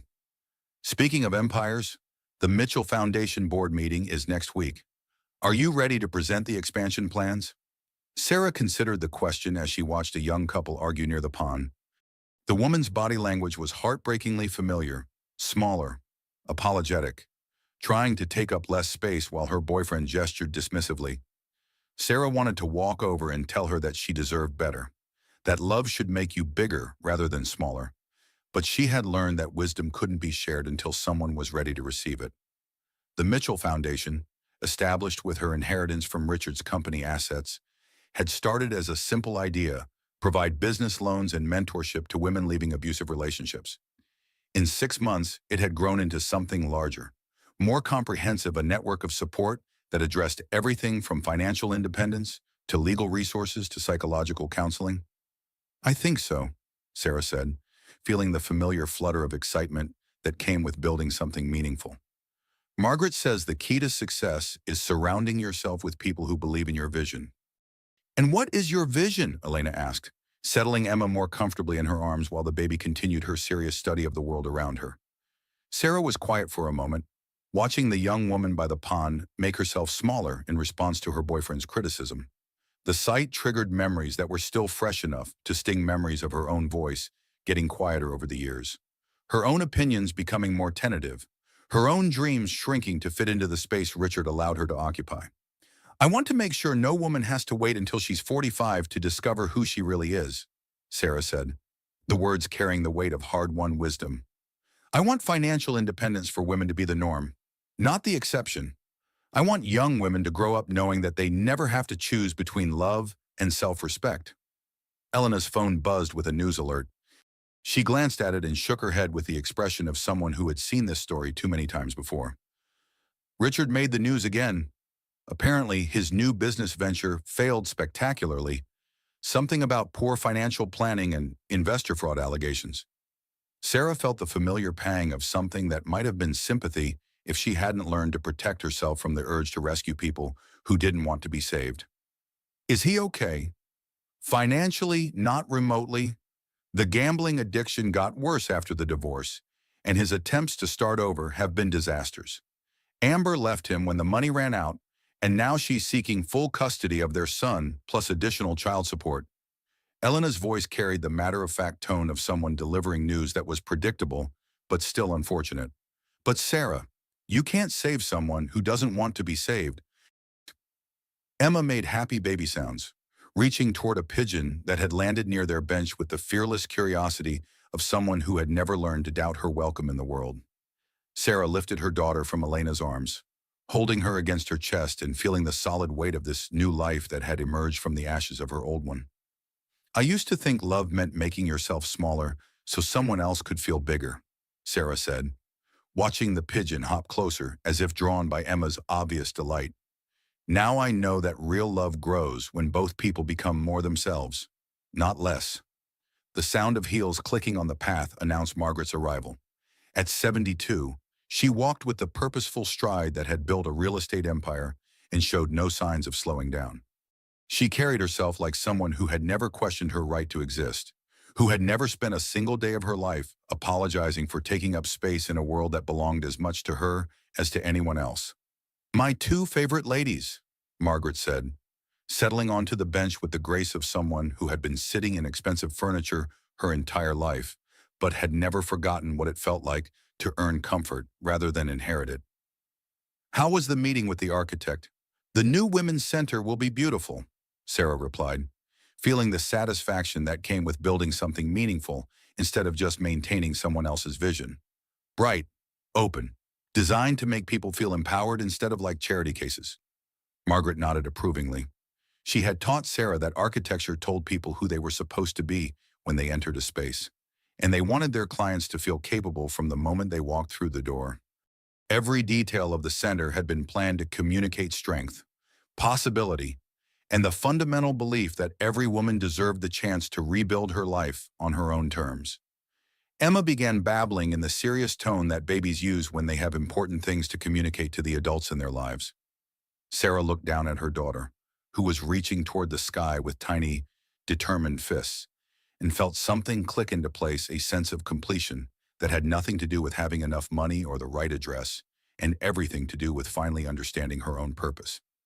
"She's trying to tell us something," Elena observed, watching Emma's animated gestures with the fascination of someone who had never quite believed that such tiny humans could have such strong opinions about everything.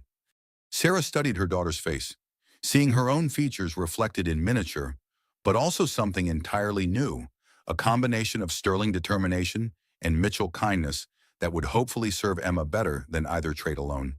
But more than that, she saw someone who would grow up never doubting her right to take up space, never apologizing for having opinions, never making herself smaller to accommodate someone else's ego. "I think she's saying she's ready to take on the world," Sarah said, and realized she was describing not just her daughter, but herself. As the afternoon sun filtered through the spring leaves, casting dancing shadows on the path where other families walked and played and lived their complicated, beautiful lives. Sarah reflected on the journey that had brought her here. A year ago, she had been a woman who apologized for existing. Now she was a mother, a philanthropist, and a daughter who had found her way home to a family she never knew existed. Margaret's voice carried the warmth of shared memory and the satisfaction of someone who had finally found what she had been searching for her entire life. "You know, Sarah, when I gave you up for adoption 45 years ago, I told myself it was because I couldn't give you the life you deserved. I was wrong. I couldn't give you the life I thought you should have, but you created the life you were meant to live." Sarah shifted Emma to her shoulder, feeling the trust in her daughter's relaxed weight and understanding that this moment of perfect clarity about who she was and what she wanted was worth more than all the money in her accounts or all the property in her name. "Richard did me a favor, in the end," Sarah said, surprising herself with the complete absence of bitterness in her voice. "He forced me to choose between the life I was living and the life I wanted to live. I just wish it hadn't taken me 20 years to realize I had a choice." The fountain in the distance played its eternal song while children's laughter mixed with the sounds of the city, continuing its ancient dance of ambition and hope. Sarah felt Elena's friendship, Margaret's love, and Emma's trust settling around her like a cloak of belonging that no one could ever take away. "What do you think she'll be when she grows up?" Margaret asked, watching Emma study the Manhattan skyline like she was calculating its possibilities and finding them satisfactory. Sarah looked down at her daughter, who was gazing at the world with the intensity of someone already making plans for how she might leave it better than she found it. In Emma's eyes, She saw not just her own reflection, but the reflection of all the women who had come before, and all the women who would come after, a continuous chain of strength that had been temporarily hidden but never broken. Whatever she wants to be, Sarah said with absolute certainty. But more importantly, she'll know she has the choice. The church bells in the distance marked the hour while the sun painted the sky in shades of gold and pink that seemed designed for moments of triumph. Sarah stood slowly, settling Emma back in her stroller with the easy confidence of someone who had learned that competence was just another form of love. Ready to go home, little one. As they walked back toward Fifth Avenue, Sarah caught her reflection in a shop window and barely recognized the woman looking back. Gone was the apologetic posture, the careful smile, the way of moving through the world as if she were constantly asking permission to exist. In her place was someone who took up exactly the amount of space she needed, who spoke with quiet authority, who commanded respect through competence rather than compliance. Behind her, Margaret walked with the satisfaction of a woman who had finally solved the puzzle she had been working on for 45 years. Beside her, Elena moved with the easy confidence of someone who had helped justice prevail and would continue to do so for as long as she drew breath. And in the stroller, Emma slept peacefully, dreaming whatever dreams come to babies who are born into families that believe in their limitless potential, who will grow up surrounded by women who understand that female strength is not a threat to be contained, but a force to be celebrated and nurtured and passed down through generations. The city continued its eternal rhythm around them, millions of people writing their own stories, making their own choices, discovering their own worth. Sarah was just one of them now, no longer invisible, no longer apologizing for her existence, no longer waiting for permission to live her own life. She was finally, completely, unapologetically herself. And that, she realized as they walked toward home through the city, that had always been hers but that she was only now learning to claim, was worth more than all the money in the world. The woman who had pressed her ear to Richard's office door in desperation was gone forever, replaced by someone who would teach her daughter that love multiplies when you refuse to make yourself smaller, that financial independence is just another form of freedom, and that the most radical thing a woman can do is simply refuse to disappear. As the sun set over Manhattan, painting the sky in colors that seemed designed for new beginnings, Sarah Mitchell walked toward her future with her head held high and her daughter in her arms, finally understanding that this moment of complete certainty about who she was and what she was worth was what victory looked like. Not the destruction of her enemies, but the construction of her own life according to her own specifications. Not revenge against those who had tried to diminish her, but the radical act of refusing to stay diminished.